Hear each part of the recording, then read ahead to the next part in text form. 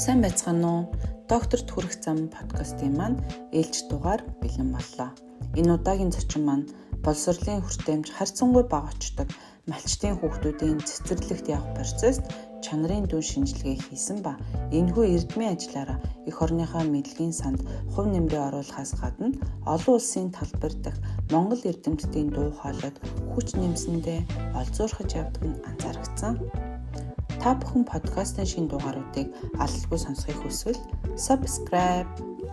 Сайн байна уу жавсан багшаа. Танд энэ өдрийн мэндийг хүргэе. Урилгыг мөн хүлээн подкастэнд маань оролцож байгаа танд баярлалаа. Та ихлээр өөрийгөө танилцуулна уу? За сайн байна уу? Юуны түрүүнд энэ подкастаа урьж оруулж байгаа бас талархал илэрхийлье. За би Монгол Улсын боловсролын их сургуулийн өмнөх боловсролын сургуулийн арга зүйн техникийн эрхлэлчээр ажиллаж байгаа. 2021 онд Америкийн нэгдсэн улсын Нью Мексико мужийн их сургуульд боловсролын ухааны докторийн зэрэг хамгаалсан. Англи хэл дээр бол Curriculum and Instruction гэж явд юм. Doctoral degree in Curriculum Instruction. Гэхдээ энэ нь болохоор ер нь боловсрол судлалаар л гэсэн үг. Өмнө бакалавр, магистрийн зэрэгээ ер нь бас яг энэ чиглэлээр байсан уу? За өмнө нь бол би ер нь бол өөрөө мобисийн бүтээгдэхүүн гэсэн үг л дээ. Хамгийн анхны мэргэжил маань Орос англи хэлний багш байсан. Тэгээ 2010 оноос хойш мобист багшаар орсон баг. Тэгээ тэрнээс хойш бол тасралтгүй мобист багшилж байгаа. За энэ хугацаанд болохоор 2008 онд мобисийн боловсролын удирдлагын магистр суралцаад тэгээд дараа нь Япон улсын Хирошимагийн их сургуульд бас яг энэ сургуулийн өмнөх боловсролын чиглэлээр магистрийн тэм гарсан. Бас яг энэ сургуулийн боловсрол руугаа нэлийн сонирхоод энэ чиглэлээр нөгөө бакалавр сураад тэгээд Японы Хирошимагийн сургууль магистр хамгаалаад яг докторийн судалгаа маань ч гэсэн сургуулийн боловсрол судлалын асуудал байсан. Ер нь энэ доктор хийх зам хэр сонирхолтой аялал байв? Миний хувьд ямар байсан бэ гэхээр би энэ Америкийн нэгдсэн улсад доктор хийх одоо энэ аялал маань бол нэг 7 жил үргэлжилсэн.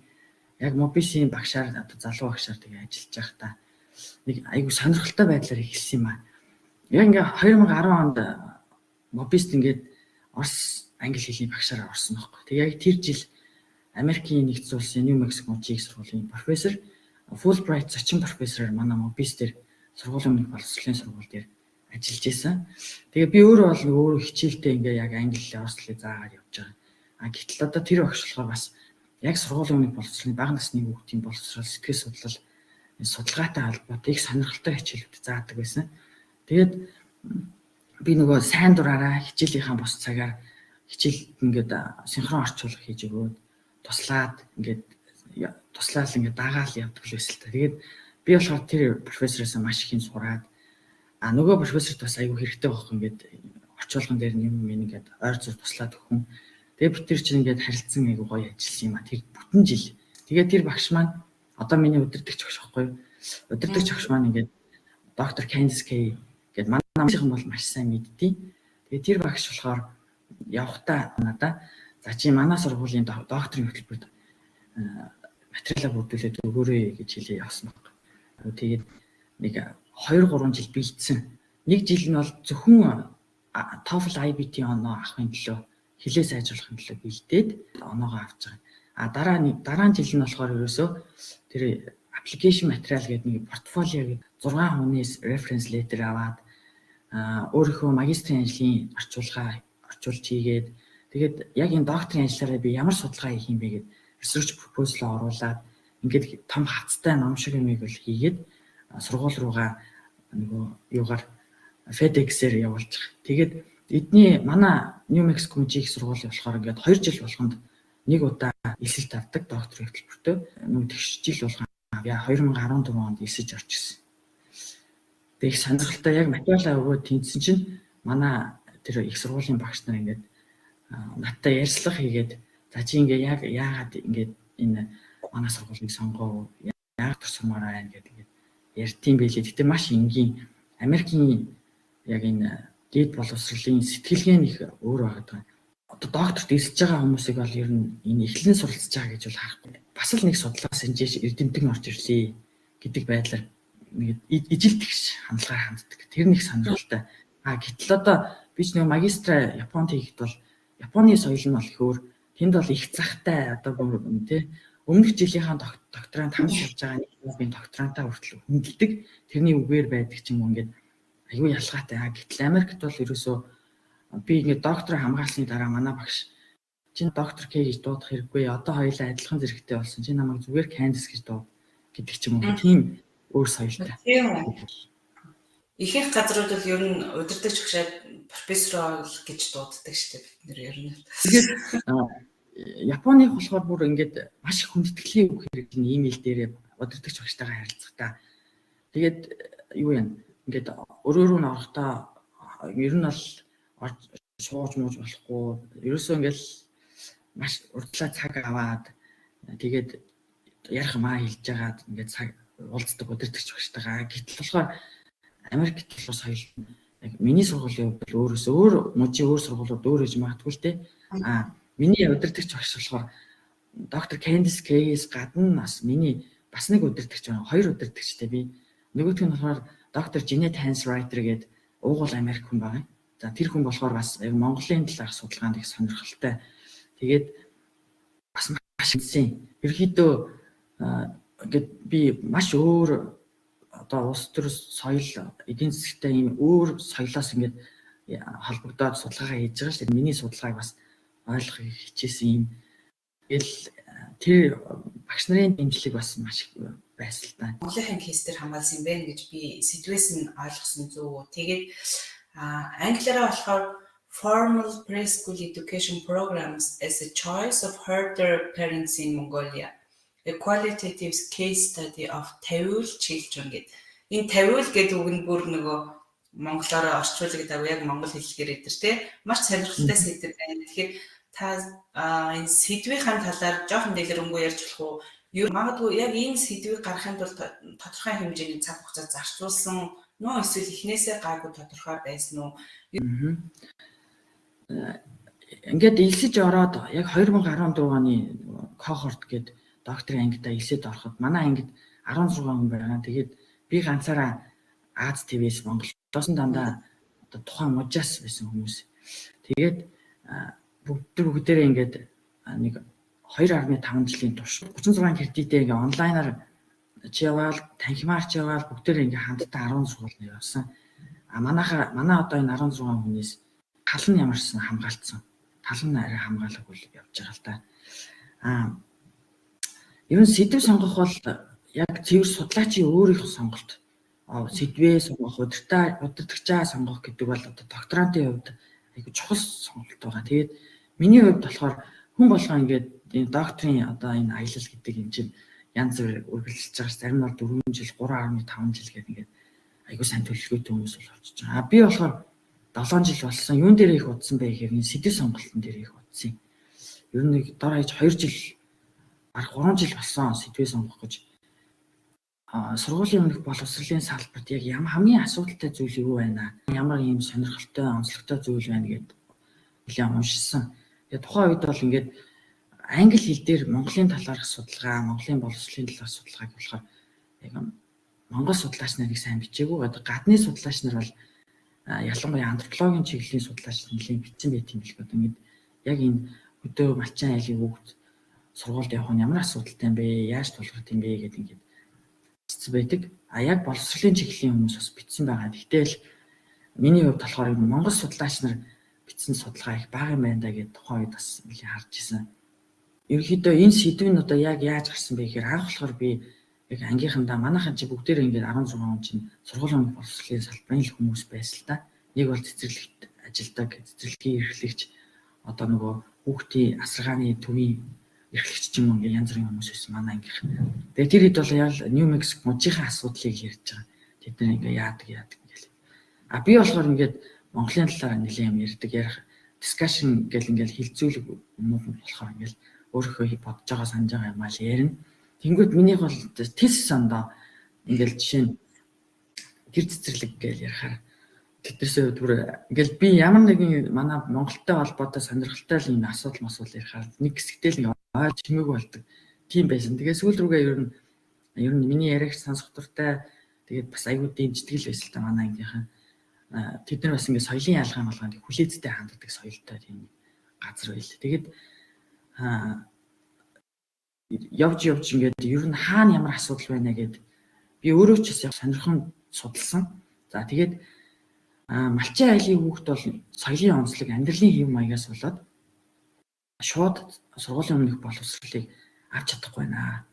Яг одоо ингээд улсаас тодорхой хэмжээний олон улсын байгууллагуудын дэмжлэгтэйгээр гэр цэцэрлэг явуулын багш гээд хөтөлбөрүүд ингээд хэрэгждэг боловч одоо яг ингээд энэ хотод байгаа шиг гэрийнхээ хажууд ингээд яг чанартай сайн байнгын албан сургуулийн өмнөх боловсролын одоо авч чадахгүй нэг сонголт байна л да. Маш олон хувилбарууд байгаа. Тэрний дотор нэг нь болохоор айлд одоо ах түмэн юм уу ээж аавын та одоо эмээ өвгөн гэсэн үг суманд байгаад цэцэрлэгт явуулж байгаа нэг ийм хувилбар байна.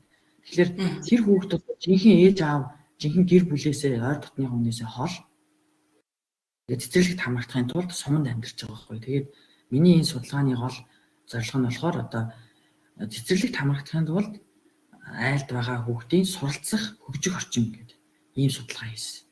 Тэгээд энийг болохоор яг 6 яг ийм 50 хүүхдийн кейс шинжилгээ хийгээр суманд ажилласан. Нилээн зайдуу одоо аслагдмал алчин хүн ам нь харьцангуй бусад сумаасаа өндөр тийм 2 суманд судалгаагаа хийж ажиллаа. Таны хувьд одоо эхлээд сэдвээ тодорхойлчаад за яг би энэ л чиглэлээр судалгаагаа хийсний дараа яг судалгааныхаа объектыг сонгоод яг энэ 2 сумаа сонгоо явсан байх л да тийм ээ. Тэгэхээр яг энэ хүртэл энэ зам одоо 2 жилийн хугацаа ер нь зарцуулсан гэж байна. Тэгэхээр доктор хүний хувьд ерөө сэдв сонгоно гэдэг маань одоо яг ийм тулах цэг гэж хэлж бас болох байхаа тийм ээ. Тэгэхээр сэдв сонгох ер нь юуг анхаарах хэрэгтэй юм бол одоо гол төлхөөр нь юу юм бол маш сайн юм судлах хэрэгтэй, унших хэрэгтэй ах мэдээж тийм ээ.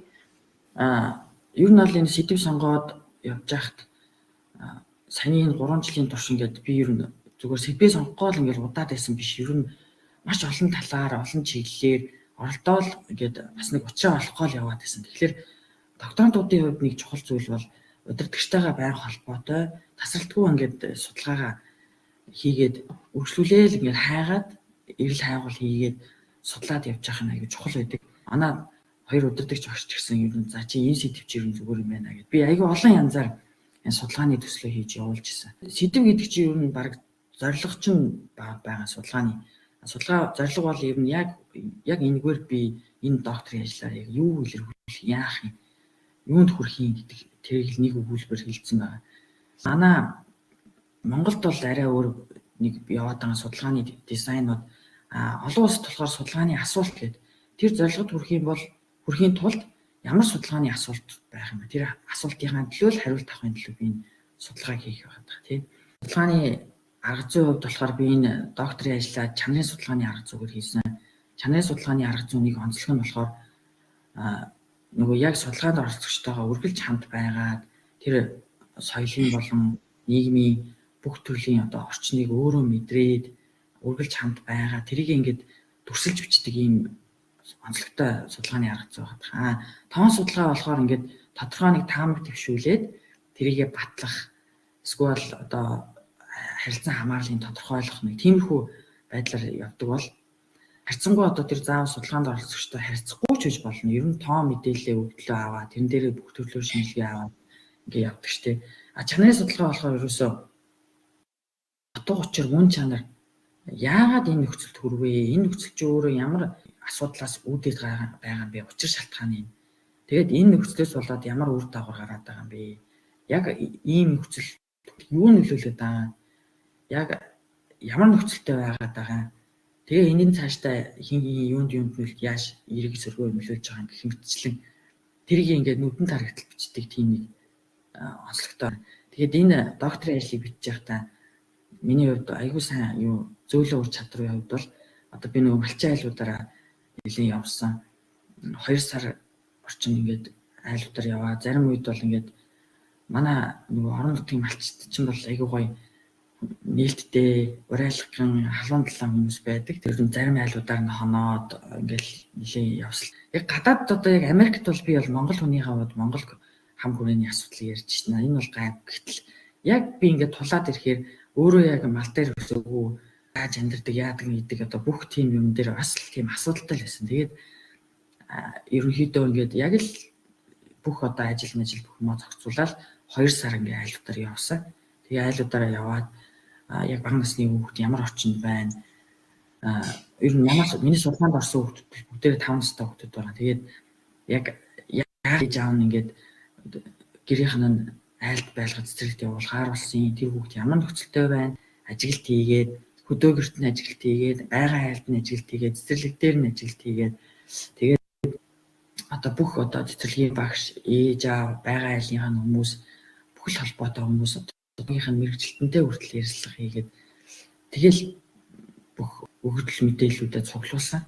Тэгэхээр энэ дээр болохоор би бас нөгөө яг тэр хүмүүс ингээд итгэл найдвар төрөөд надад бүх нээлттэй ярих хүртэл нь би одоо тийм харилцааг үүсгээд өөрийгөө эвдэх нэг тийм хэрэг гарсан л да. Одоо огт танихгүй айлуудаар л орж байгаа. Тэгээл ороод эхлээлж 30-40 минут өөрийгөө танилцуулаад ингээл цагаагаар ярина гэдэг шиг ер нь тэгэл нэг тиймэрхүү байдлаар ер нь нэлээд юм дээр ингээд туршлагацсан. Ялангуяа ярьцлага авч байгаа үед судалгаан дээр бол ингээд нэг бэлтгэл үе заавал байх хэрэгтэй. Манай сургуулийн хувьд чиний судалгаанд оролцож байгаа хүн ямар нэгэн байдлаар тохгүй мэдрэмж төрөх ёсгүй. Тэр нөгөө ёс зүйн хороо гэдэг юм айгүй чанга. Манайх бол энэ IRB гэдэг ярьдیں۔ Тэр бол тэрэн дээр би бас аягүй цаг авсан шүү дээ. Бараг бүтэн жил тэр ёс зүйн хороогоор орох гэж яаж байгаа. Одоо жишээ нь би айлд байгаа хүүхд чамтай ингээд ярьцлаганд ороод судалгаанд хамрагдсны дараа гэрээ санах юм бол чи яах юм бэ гэж манай багш асууж байгаа. Тэгэхээр ер нь яг миний судалгаанд оролцож байгаа хүмүүсийн сайн сайхан аюулгүй байдлыг би өөрөө судлаачийн хувьд одоо хамгаалах, хадгалах одоо энэ дээр би ингээд баталгаа өгөх тийм процедур бол манай сургууль дээр болдог.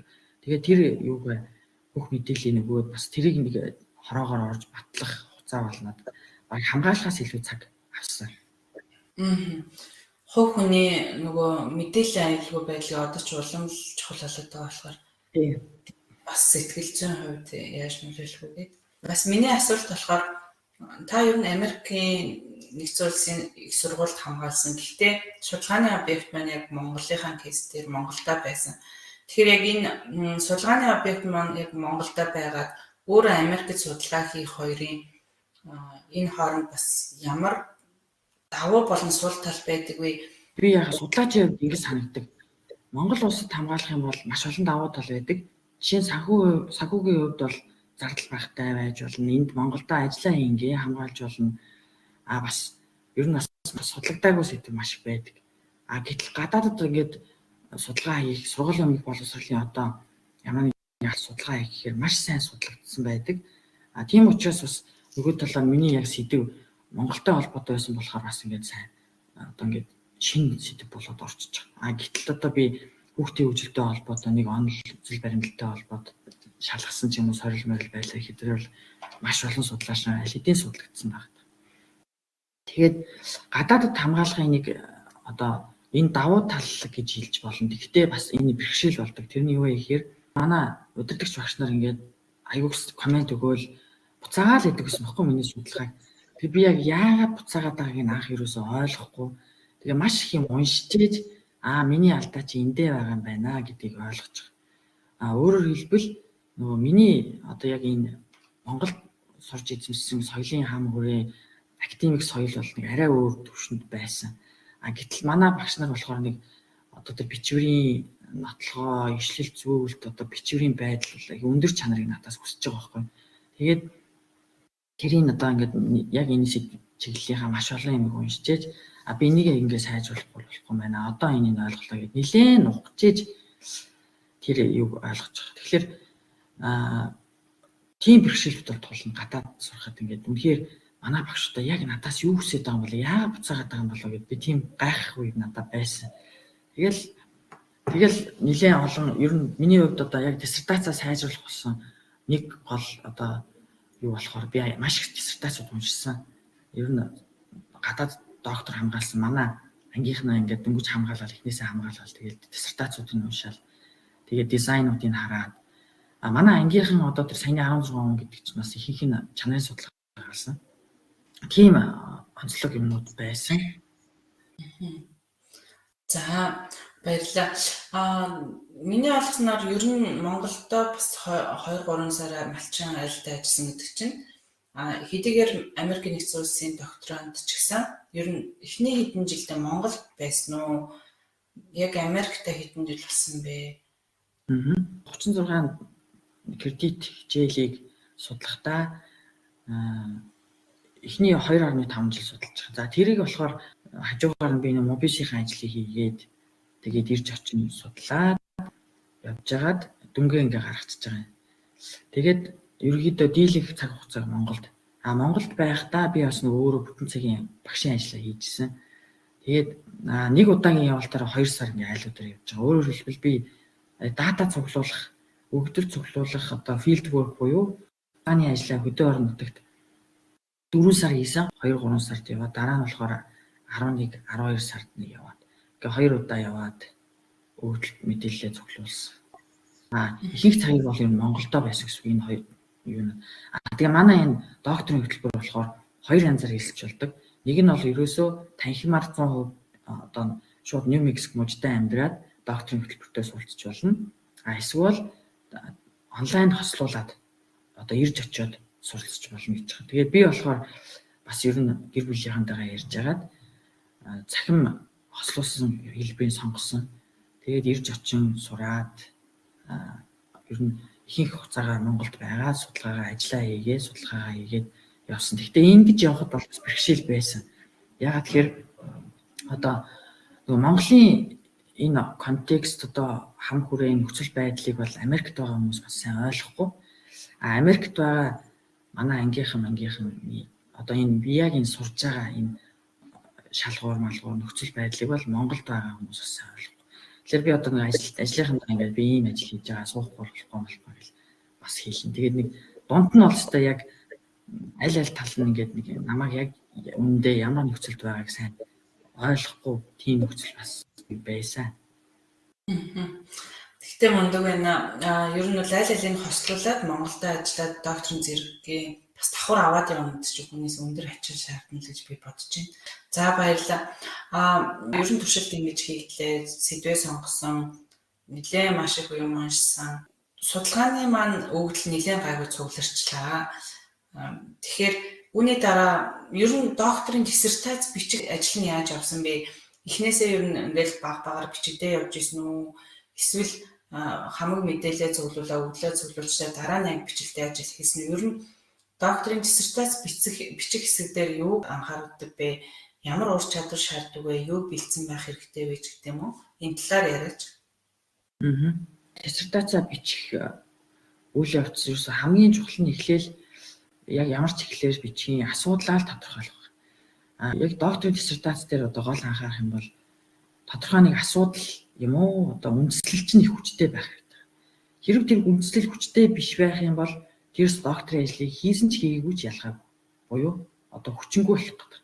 Тийм учраас яг үнээр энэ судалгаа зөвөрөхгүй асуудал юм байна. Эсвэл энийг шийдэхгүй болохгүй юм байна гэдгийг судлаач өөрөө тэр нотлох хэрэгтэй.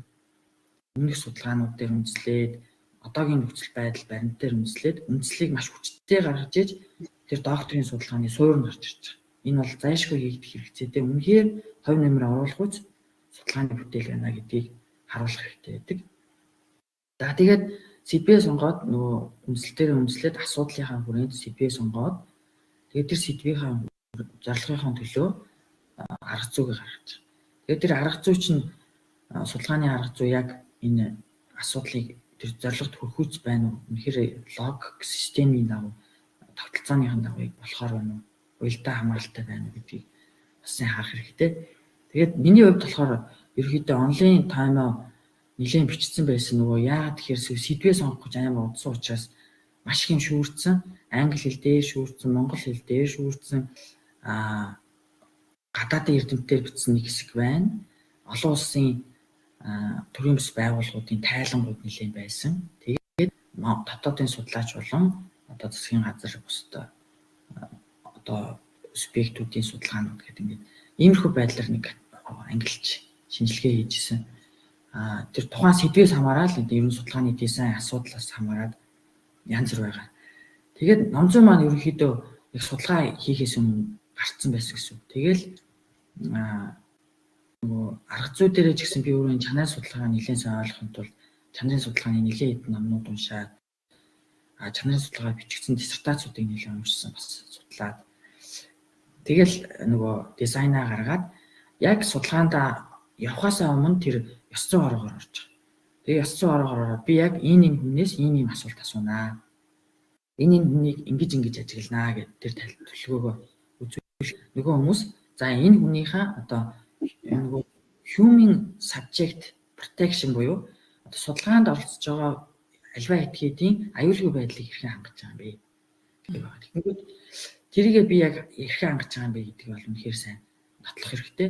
Энэ IRB буюу энийгэл би энэ ёс зүйн ороогоо батлуулчих шууд field work буюу судалгаа руугаа орон нутг руугаа судалгаанд явах эрх маань нэгдэж байгаа. Тэгээд өгөгдөл мэдээлэл яг тэр төлөвлөгөөнийхээ дагуу цуглуулад тэгэл юус үр дүнгээ дараа нь үр дүн дээр ажиллаж байгаа. Тэгээд чанарын судалгааны аргын дагуу одоо нөгөө кодлох, сэдвүүдийг үүсгэх, одоо дахин ярилцлага сонсоод тэрийг шивээд тэгээ шивсэн бүх одоо транскрипт буюу одоо нөгөө ярианы бүх үг хэллэгэн дээр нь шинжилгээ хийгээд тэгээд одоо тоо мэдээлэл чинь бол график маркер нэгдэг чинь.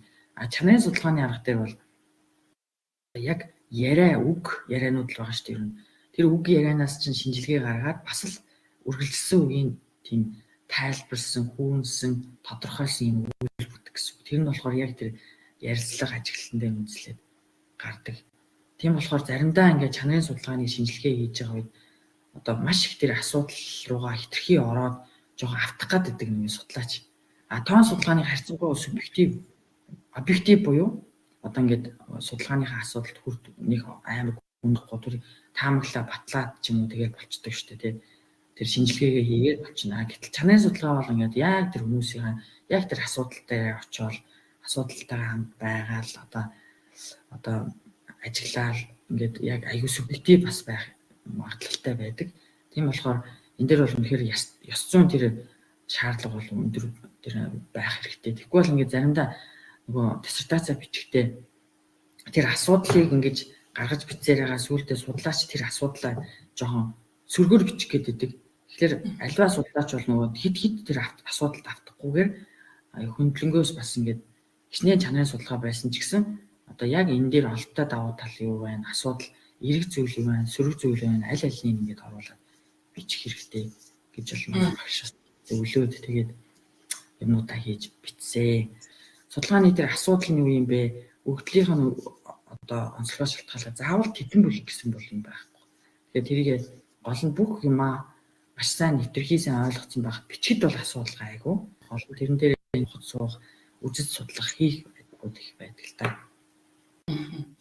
За сургуулиас чинь ер нь яг тэдний өгүүлэл хэвлүүлэх хэрэгтэй гэсэн юм тоод байдгүй. Ер нь олон улсын өгүүлэл хэвлүүлэхэд ямар зүйл дээр бас анхаарах бол зүгээр бол.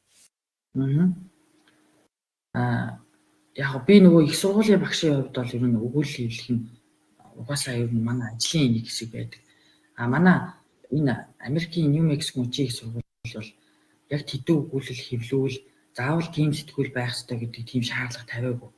Ерөнхийдөө үндсэн дац дээр нь л одоо гол шаардлагуудаа тавиад тэгээ бичижсэн. Би бас хамт ингээд суралцж байгаа докторант бусад Америкийн докторантуудыг харахад ч гэсэн тэд нар бол өмнө нь бүр ингээд амар их өгүүлэл бичсэн тийм юм харьцангуй зарим бага тийм байсан. Одоо нөгөө би чинь магистра Японд их бол манай Япон магистрийн удирдагч багш маань болохоор ингээд шууд анх ороход шаардлага тавьжсэн. Жил болгоно олон улсын хуулинд ихтгэл хэлцүүлэх хэрэгтэй. Энэ магистрийн хамгаалах 2 жилдээ болохоор нэг нэр хүнтэй сэтгүүл заавал өгүүлэл хэвлүүлсэн байх хэрэгтэй гэж байгаа. Япон доктор хамгаалахад бол заавал өндөр импакт фактортай ч юм уу өндөр нэр хүнтэй чансаа сайтай сэтгүүлд 2 өгүүлэл хэвлүүлсэн байх хэрэгтэй гэдэг тийм юутай байдаг. Гэтэл манай Америкийн сургууль дээр бол тийм шаардлага заагаагүй. Ерөөсөө л диссертац дээр маш сайн ажилладаг. Би ч одоо нөгөө яг их сургуулийн багшийн хувьд бол энэ өгүүлэл бичих бол одоо яг үндсэн ажлын нэг байна. Тэгэхээр санаа зовлохгүй гэсэн юм тий. Хэрвээ шаардлага тавьсан бол шаардлага дээр л асуудалгүй л байсан байх тий. Гэхдээ бас ингэсэн яг докторийнхоо зэргийг хамгаалаад диссертацаа бичээд диссертацийнхаа одоо нэг бүлгээр нэг өгүүлэл гаргасан. Одоо өөрөөр хэлбэл би доктор хамгаалаад диссертацийн бүрэн гарсны дараа өгүүлэл бас үр дүнгээсээ хэвлүүлсэн гэсэн үг. За баярлалаа. Одоо ингээд хоёул ярихад бол их л хялбархан л юм шиг хүмүүст магадгүй сонсогдож магадгүй. Гэхдээ зэрэг хийх 7 жилийн аяллалын хувьд мэдээж хувь хүнээс сэтгэл зүйн сахилга бат сэтгэл зүйн доктортой байдалч гэдэг юм уу ийм талын зүйлсийг бас шаардах нь мэдээж тийм ээ. Тэгэхээр яг энэ тал дээр ер нь ямар байдлаар та өөрөө хувьд ер нь яаж энийг зохион байгуулж ирсэн бэ? Яаж одоо менеж хийх гэж яригдчихтэй удирдах байсан бэ өөрийгөө тий? Ер нь одоо доктор хамгаалж байгаа, доктор хамгаалъя гэж бодож байгаа эсвэл магадгүй янз бүрийн шатнд явж байгаа хүмүүс зөвлөхөд ер нь яаж өөрийгөө одоо сахилга батааж гэдэг юм уу сэтгэл зүйн байдлаа ямар байдлаар удирдвал зүгээр вэ? Одоо ингээд яг докторт эзэлж байгаа хүмүүс ямар нэгэн сэтэл тэмүүлэлтэд илсдэг, ямар нэг хэрэгцээ, ажлын хэрэгцээ ч юм уу, хувийн амьдралын эсвэл хүсэл мөрөөдөл юу гэдэг одоо нэг тим юм байна. Тэр юм чинь их чухал. Тэрэндээ ингээд тууштай байх. Одоо тэр үзэл бодол, итгэл үнэмшилтэй. Одоо яг би одоо тий тодорхой нэг одоо энэ хүмүүсийн төлөө ч юм уу эсвэл одоо би энэ ажил карьераа мэрэгжилтэй юмч одоо маш сайн эрдэмтэн болохын төлөө ч юм уу мэдгүй хүн болгон л нэг юм хаад зориг хүсэл юу байгаа штэ хүсэл зориг. Тэгэхээр тэрийг бас сайн тодорхойлсон байх хэрэгтэй. Манай энэ миний сурч ирсэн доктор нэг хичээл дээр болохоор my positionality гэдэг нэг эссе бичүүлсэн байхгүй. Тэр нь болохоор яг миний байр суурь юу юм бэ? Би юу яг докторт сурч байгаа юм бэ? Тэр бас аяг нөлөөсөн тэр хичээл яг одоо юуг батлахын төлөө, юуны төлөө би энийг хийж байгаа юм бэ гэдэг юм аа хүн өөрөө аягүй сайн ойлгосон байх хэрэгтэй. Тэр тохиолдолд бол ингээд маш олон төрлийн шил толгорно шүү дээ. Доктор хийж байгаа үед сэтгэл санааны, эрүүл мэндийн, санхүүгийн одоо хувийн амьдралдаа юу ч хэдэ ажил одоо би ажилласаа чөлөө авах ч гэсэн бас амаргүй шүү дээ ер нь. Тэгээд энэ бүх зүйл дээр одоо тэр миний зорилго чинь өөрөө намайг илүү одоо сэтгэлийн хаттай, зориулттай, шийдэмгий тийм байхад хүрэх гээд байна. Тэгэхээр нөгөө хамгийн түрүүнд одоо би яг яах гэж байгаа вэ гэдгийг л аягүй чухал. Тэгэхгүй ингээд заримдаа ингээд хүмүүс ингээд юм хэлэхээр үгүй тэр надад тэгж хэлсэн болох гэсэн байхгүй юу гэдэг байдлаар биш л байвал яг л өөрөө л яг энэ би яг юугаараа хувь нэмэр оруулах гэж байгаа. Би яг докторийн ажилд сурснаар надад одоо яг юу болох гэж байгаа юм бэ гэдгийг л эргэж аягүй сайн бодох хэрэгтэй. Ер нь бол тэгээд доктор төр нэг юм болохоор бакалавр шиг ингээд яг 4 жил магистр шиг яг 2 жил гэхгүй үнэхээр сайн агуулттай зорилготой ингээд удирдагчтайгаа сайн хамтраад ингээд харилцаа сайтай байх юм бол нэг 3.5 жил 4 жилдээ хамгаалч дунд нь бас ингээд хүүхэд төрүүлээд тэгээд нөгөө өөрийнхөө бүтэн цагийн ажиллаа хийгээд тэгээд бас давхар сурч мураад байгаа юм аа. Тэгэл явсан. Тэгээд бас манай ожигч маань маш сайн дэмжсэн. Тэгээд би өөрөө яг мэдээж нэг юм аягүй сайн ойлгох хэрэгтэй. Доктор сурж байгаа хүмүүс бол одоо таал бичнэ. Одоо өөр хинч бичихгүй одоо ингээд ингэж бас ингээд яадаг.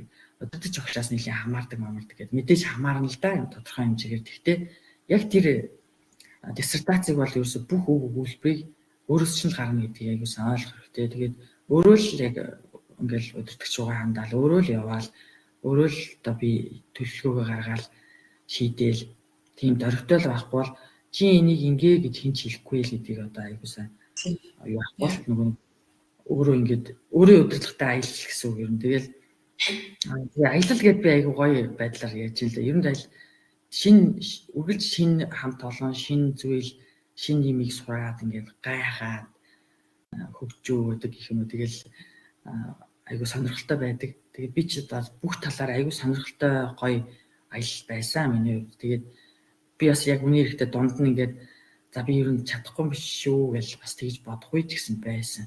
Тэгэл ингээд ерөөсөө за ямар ч гэсэн ингээд дараагийн хийх юм бэлдээл өөрөө шийдээл өөрөө юу яагаал багшаасаа асуугаал одоо яах вэ гэхүүгээл тэгэл явах хэрэгтэй. Ер нь бол оюуны хувьд бол маш их ядардаг. Оюуны ачаал маш их авдаг. Тэгээд тийм учраас нөгөө нийгмийн харилцаа аягүй чухал байдаг. Ар гэрийнхэнтэйгээ хайртай дотны хүмүүстэйгээ цаг хамт өнгөрөөх зүгээр нэг хаяахан зүгээр амарч өнгөрөөд өөртөө цаг гаргах аягүй чухал. Тэгэхгүй ингээд нөгөө энэ эрдмийн ажил хийж байгаа хүмүүс юу өөртөө мэдэндээ нэг удаа суугаад 20-30 минут суудаг байхгүй. Ер нь 4-5 цаг л сууж иж гараас юм гарна шүү дээ. Тэгэхээр эцэг өөрөө бие физиологийн үед хүний бие чинь ямар хэлээ хөшин ядарна. Тэгээд сэтгэл санаа тэгээд тодорхой бүр ахиц гарахгүй бол бүр ингээд ерөөсөө доошогоо л юм унчих гад тэгдэг. Тийм болохоор яг энэ дээрээ бас яг өөрийгөө сайн арчлал анхаарал тэр юм дээрээ аягүй сайн анхаарах хэрэгтэй. Тэгээ би яг бас миний хувьд нэг азтай сайн юм нь бас ар гэрийн дэмжлэг бас их сайн байсан. Ер нь докторантуудад ар гэрийн дэмжлэг бас аягүй чухал юм санагддаг. Одоо бид нар одоо насан туршсан ч гэсэн тэгэл ер нь тийм юмнууд аягүй чухал байдаг шүү дээ. Эмэгтэй докторантууд гэр бүл тэгээ хүүхэд гаргана гэдэг чинь бас мэдээж яг үнцэн ажил тэгээ сурах бүх процессэнд тодорхой хэмжээний зогсолт өгөх хэрэг гардаг л да. Тэгэхээр докторийн ажил хамгаална гэдэг нь ер нь бол 2-3 жилийн ажил бол биш ээ тийм ээ. 5, 6, 7, 8 жил бол ер нь нормал та өөрөө бэлэн болсон үед л хамгаалж ийн гэдэг маань тэр маань хамгийн зөв зам. Тэгэхээр би удлаач гэдэг юм уу санаагаар унах ерөөсөө хэрэг байхгүй тийм ээ. Тухайн хүний өөрийнх нь онцлог амьдралынхаа шаардлага зөндөө юм байгаа болохоор тийм. Тэгэхээр яг таны хувьд бол яг зөндөө сайн зохион байгуулалттай хүн 3-4 жил хамгаалж ял гэж байна. Гэхдээ яг тийм мэдээж тэр зохион байгуулалт мэдээж нөлөөлж байгаа. Гэтэл ер нь олон улсад бол процесс нь өөрөө 6, 5, 7, 8 жил бол ер нь докторийн ажлын хамгаалалтын процесс байна гэдгийг бол ер нь их олон туршлаган дээр тэгж харагдаж байгаа шүү дээ. Яг магадгүй их сургуулиуд өөрсдөө бол 4 жил гэж шаардлага яг стандарт хугацааны тавих хэрэгтэй болохоор тавьчихдаг л баг тийм ээ. Гэхдээ ингэж ажиглагдаад байгаа. За миний дараагийн асуулт маань болохоор таны яг энэ докторийн ажиллаараа одоо би бол харж байгаа л да Монгол орноо буцаж их орондоо очиод өөрийн гэсэн хувь нэмрээ оруулж Америк нэгдсэн улсад хамгаалаад тэгээд өөрийн гэсэн хувь нэмрээ оруулаад тодорхой дараагийн боловсон хүчин буюу багш нараа бэлдэх ажилд ингээд хувь нэмрээ оруулаа яаж чи таны яг сэдвэрээ ингэж хамгаалж ирснээрээ бас мэдээж сая яригдаагүй нэмэлтээр хийлэх үн цэн юу байваа эргэж ирээд Монгол улсаа ажиллах магадгүй ихэнх хүмүүс бас нөө гадаад үлдчихэд идэг шүү дээ тийм ээ яг тэр газар. Тэгэхээр таны хувьд эргэж ирээд ингээд их орондоо хувь нэмрээ оруулна. Тэр сум оюунлаг хүмүүс маань эргэж ирээд энэ их орондоо ажиллана гэдэг нь мэддэхгүй юм шиг мөртлөө маш их хувь нэмрээ оруулж байгаа. Тэгэхээр ямар үн цэн бүтээвэ тийм яг нэмэлтээр хэлэхэд зөндөө олон ингээд мэдээж ойлгомжтой юм харагдж байна л да. Би бол нөгөө багш бэлддэг сургуультай ингээд багшилж байна. Ерөнхийдөө миний одоо хувийн зорилго болохоор ер нь түрүү би ярьжсэн ингээд доктор сурч байхдаа Монгол эрдэмтний дуу юм байна. Олон улсын төвшөнд энэ өндөр чансаатай сэтгүүлүүдэд одоо Монгол эрдэмтний хувь нэмэр бас хэрэгцээтэй байна гэдэг тэр үед бол яг их мэдчихсэн. Одоо ч гэсэн тэр хэвээрээ. Тийм учраас одоо яг манай сургууль ч гэсэн яг үгүй намайг дэмжээд ер нь плөмлөө эрэхтэй үед нөгөөд ингээд тэгэл буцаад ирэхэд бол шууд ингээд бас техник хэрэглэмж бод ингээд дэмжээл яваад. Тэгэхээр энэ нь болохоор яаж юм гэхээр би бол цаашдаа ингээд одоо зөвхөн одоо үндэсний хэмжээнд багш боловсон хүч бэлтгэхээс гадна одоо яг боловсролын чиглэлээр яг одоо бол магистр доктор хөтөлбөрт бас хичээл орж байгаа л да. Одоо эрдэм шинжилгээ судалгааны ажил лиг одоо олон улсын төвшөнд бичиж боловсруулаад хийх тийм судлаач эрдэмтдийг Монгол эрдэмтдийг л төрүүлэх дээр л одоо жоохон хувь нэмрээ оруулъя гэж бодож ажилт нь шүү дээ. Тэгээд яг л одоо цэцэрлэгт багшилж байгаа одоо эрхлэгч ч юм уу арга зүйч ч юм уу тэгэл магистр докторт ингээд суралцах гад ороод ирдэг. Тэгэл өөртөө нөгөө яг ангид юу болдог, бодит амьдрал дээр юу болдог асуудлууд бүгдийг мэдж байгаа.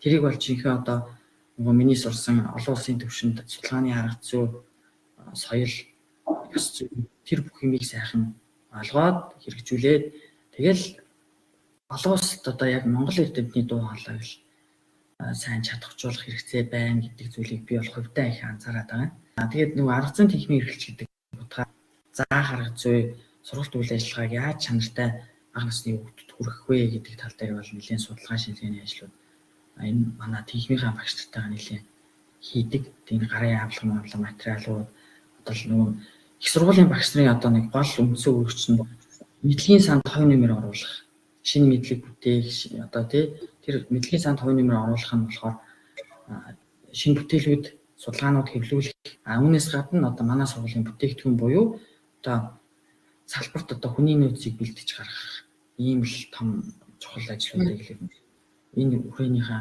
үндсэндээ өдөр тутмын ажлаа дандаа хийгээл явж байгаа. Тэгээ бас яг одоо би ингээ гадаадд Америкт доктор хамгаалсан гэдэг одоо болцсон юм байхгүй. Одоо бас цаашаа сурч мэдээгүй юмнууд бас нэлийн байгаа. Тэгэл суралцаа бус хүмүүсээс хамтраад ажиллаа суралцаа явж байгаа. Оюутнуудаас бас нэлийн юм сурч ойлгоод хамтарч ажиллаад явж байгаа. Тийм байна. За ер нь бол тийм бид нар чинь цөөхүүлээ шүү дээ. Тэгэхээр Монгол эрдэмтний дуу хоолой бол ер нь үргэлжил дутмаг байдаг. Бүх салбарт дутмаг байсаарч байх ах одоо хүн амын тоо маань магадгүй нэг 10 сая хүртэл ер нь нэг дор аж тийм байдалтай байгаа. Гэхдээ бидний ер нь бидний хүсэл эрдэмтэй оюунлагтай судалгаа хийдэг хүмүүс маань илүү олон болоосай. Тэр зэмээс сургуулийн өмнөх боловсролын салбарын багш нар маань илүү сурч боловсрох юм боломжтой байгаасай. Тэгэхээр одоо 67 багш шиг маань энэ олон боловсролын салбарын хүмүүс маань тэднийгээ дагуулад хөтлөөд явах юм олон боломжууд нэгдэж байгаа. Тэгэхээр бид хоёрын энэ яриа боловсролын салбарын тэр зэмээс сургуулийн өмнөх боловсролын салбарын багш нар судалгаа хийх, цаашид өөрсдөө энэ боловсролын чиглэлээр цаашид бас замналаа тодорхойлоход тус нэмэр болох байхаа гэж би найдаж байна. За багшаа ерөнхийдөө бид хоёрын яриа одоо өндөрлөх тийшээгээ хандж байна. Тэгэхээр таны ер нь энэ доктор хийж байгаа дотооддооч бай, олон улсад ч бай хийж байгаа хүмүүсийн үед ер нь бас нэг юм зөвлөгөө өгвөл, ерөнхийдөө зөвлөгөө өгвөл те магадгүй ингээд эргэлзээ сууж байгаа эсвэл шантраа сууж байгаа хүмүүсийн үед бүр тэрсэн маа зөвлөгөө өгвөл ямар зөвлөгөө өгөх вэ? Би таныг мэднэ л дээ 4 хүүхдийн ээж эзэгтэй байгаа. Тэгээ бас докторын зэрэг хамгаална. Одоо энэ зарим барууны оронд Европын оронд ч юм уу энэ тооны хүүхдүүдтэй тэгээд эзэгтэй хүн ер нь докторын зэрэг хамгаална гэдэг бол боломжгүй гэж үздэг газар ч бас зөндөө байгаа шүү дээ, тийм ээ. Та ч гэсэн зөндөө яг ийм үг зөндөө сонсчихсан байх гэж би бол бүрээ итгэлтэй. Тэгэхээр тэрс маяг өөртөө чинь төстэй эмгэгтэйчүүдийг ч юм уу тийм магадгүй урамшуулах байдлаар хэлье гэвэл ямар зөвлөгөө өгөх вэ? Ялангуяа ажил хийдэг эмэгтэйчүүдийг ачаалттай багш байдیں۔ Хүүхдүүдээ хараад ар гэрээ зохицуулаад яг үндсэндээ одоо гэрийн ажил хийдэг чинь бүтэн цагийн ажил шүү дээ. Гэтэл дээр нэмээд бүтэн цагийн ажилтай. Тэгээ хажуугаар доктор зурна гэхэр чинь амар хэцүү тий. Тэгээд тэр эмэгтэй хүн одоо яг эмэгтэй гэдэг талаас харах юм бол ер нь эмэгтэйч вэ, эрэгтэйч вэ? Одоо саяны дээр зорилгоо сайхан тодорхойлоод бид нар чинь нөгөө хүн болгоно нэг юм амьдрал чинь өөрөө юм гоё боломж, хувь тавилан завшаан байгаа. Энэ одоо хязгаартай цаг хугацааг бид нэр утга учиртай одоо хувь нэмэр одоо хин нэгний амьдралыг өөрчлөх юм мэдэхгүй одоо тэгээс эргэлэл өөрчлөлтийг энэ дэлхийд авчрах гэж л одоо явж байгаа. Иймэрхүү зорилгууд чиглэлүүд байгаа. Тэгээд тэр зорилгын орлого чинь тодорхой байх юм бол тэгэл доктортой хэлэх зүгээр. Ер нь манай Монгол хүмүүс бол маш их өндөр потенциалтай. Ер нь докторийн ажил бичих одоо боломжгүй гэсэн юм бол байхгүй. Ингээд зарим хүмүүсийн яриаг сонсохоор одоо би ч чадахгүй хөө, биш тийм байхгүй бахаа гэдэг нэг тиймэрхүү байдаг. Ерөнхийдөө тэр яг юуг судлах гэдэг маш сайн судлаа. Тэгээ бодоод зорилготой хичээгээд өөрийгөө бүрэндээ ажиллаад явах тийм л хэрэгцээ болчиход байгаа. Тэгээд нөгөө доктор төр болохоор бас янз бүрийн тэтгэлгүүд бас байдаг. Хэрвээ арай залуу одоо 45 хүрээгүй 45-аас доош наснд ингээд чиглэлээсээ маш их олон төрлийн зарууд байдаг. Тэгээ тэр юмнуудыг бас сайн судлаад заавал одоо гадаад сурахаар айгүй олон биднес ч одоо бас нэг том бэрхшээл бол санхүүгийн байдал шүү дээ тийм ээ. Тийм болохоор тэр имийг одоо хангах юугаа анханасаа залуу бага насны дээрээ болж өгвөл ингээд судлаад хичээгээд явуул гэсэн. Тэгээд нас явлаа гэдээ бас оройтхгүй ерөөсөө хүн өөрөө ингээл өөрийгөө бүрэндээ ажиллах юм бол боломжтой.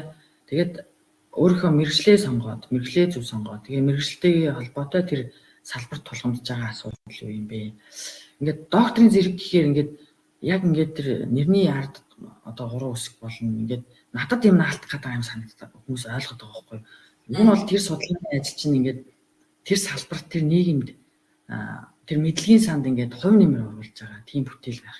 Тэрийнхээ мөн чанарыг ойлгоцсон тэрийгэ хийх юм бол энэ зэрэг хамгаалах гэдэг зүйл бол аяндаа болоод ирнэ гэсэн тийм байдлаар л би одоо итгэл үнэмшилтэй байдаг шүү дээ. Тэгэхээр одоо тэр яг судалгааны асуудлаа бүрэн тодорхойлоод яг одоо манай салбарт те ямар асуудал байгаа юм бэ? Хаана хин юун дээр тэглээд байгаа юм бэ? Тэн дээр би ямар шийдэл санал болгох вэ? Тэрийгэ туршаад тэгээ үр дүнгийн хилцүүлэх ч юм уу те. Тиймэрхүү зүйлээр байвал зүгээр. Тэгээд ерөнхийдөө эн чинь ингээд танаас бүрэн хамаарч байгаа ажил болох юм. Танаас маш их цаг авна. Хичээл зүтгэл, эрчим хүч одоо бүхэл юмыг авна. Тийм учраас өөрийгөө маш сайн хамраах, тэр хувийн зохион байгуулалт, өөрийгөө арчлах, санаа зовох одоо нөгөө зүйл сэтгэл санааны байдлаа ч гэсэн одоо ер нь доктортой байлгах, одоо сайн сайхан байлгах, тий эрүүл сарвал одоо би нөгөө докторийн ажил бичлэл суугаал ер нь тасгал байх хийж эхэлсэн. Тэр хэрэгцээ аюу хэрэгтэй байна гэдгийг ойлгоод тэгэхээр ер нь бичиж сууж бичдэг хүмүүс бол тэгэл эрдмийн ажил тодорхой хэмжээгээр хийдэг хүмүүс бол заавал хөдөлж одоо хөсөө гаргаж өдөр тутамдаа эрүүл мэндэд анхаарах хэрэгтэй. Эрүүл хоолт, эрүүл унтаж маш сайн амрах, толгоогоо амрах гэх мэтчлэн тэр бүх зүйлийг бол өөрөө л одоо өөртөө зориулж чинь өөр хин ч хийхгүй. Тийм болохоор энэ дээр л та аягүй сайн анхаарч төлөвлөгөө гаргаад тэгэл урагшлалт явах та. Тийм л зөвлөгөө өгье даа. За маш их баярлалаа. Сайхан зөвлөгөө байлаа. Тэгэхээр энэ докторийн зэргийг тэрс Америкийн нэгдсэн улсад хамгаалаад тэгээд энэ судалгааны маань сэдв ч гэсэндээ миний бодлоор Монгол улсын хувьд нэлээд тийм хэрэгтэй чухал сэдвээр хамгаалаад нэр хүндтэй хамгаалаад одоо энэ бүхэн үр дүнгээ Монгол улстай буцаж ирээд ингээд өөрийн гэсэн хувь нэмрээ оруулаад явж байгаа танд маш их баяр хүргье, мөн талархлаа. Энэ подкастт орж оролцуулсан баярлалаа. Бас ингээд сонирхолтой яриа өрнүүлээ. Хүмүүс жоохон ч гэсэн бас тусалсан яриа болсон баг гэж найдаж байна. За баярлалаа.